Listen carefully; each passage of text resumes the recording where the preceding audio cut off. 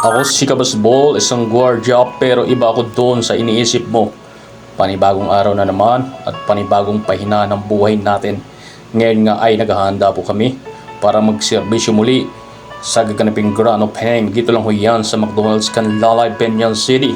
At ito nga po at inaayos na po namin ang aming mga kanya-kanya naming uniforme para bago po kami humarap sa mga maraming tao ay maayos at malinis na po yung aming mga uniforme. Kasi aminin nyo man at hindi, tinitingnan nyo po ang gwardiya mula ulo hanggang paa kung maayos ba ang kagamitan nito.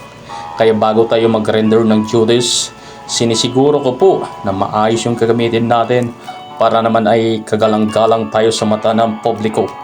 Naniniwala din po ako sa kasabihan na men in uniform or good to see but hard to be. Kaya patuloy ko po itong inaalagaan para sa aking tungkulin.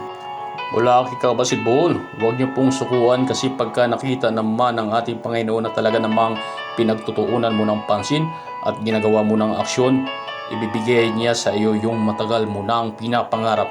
Kaya ikaw na nanonood nito, kung mangarap ka man mapabilang sa hanay namin, patuloy ka lamang kumilos, patuloy ka lamang mangarap. Dahil darating yung panahon na ikaw naman ang magsusuot ng uniforming ito. Marahil may nagtatanong po sa inyo kung hindi ba kami naaapektuhan kung may mga kabady po kaming nasasangkot sa mga illegal na gawain. Para sabihin ko po sa inyo, iba't iba ang uri ng tao. Naniniwala po ako na marami pang mabuti sa hanay namin, seryoso at tapat sa sinumpaang tungkulin na makatulong sa ating mga kababayan.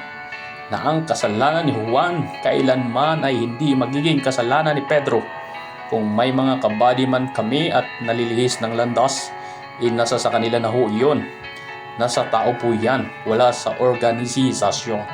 Kaya sa kabila man ng mga kinakaharap sa araw-araw namin tungkulin, ipatuloy pa rin po kaming lumalaban. Bagkus, mas lalo pa po namin pinapatutunayan.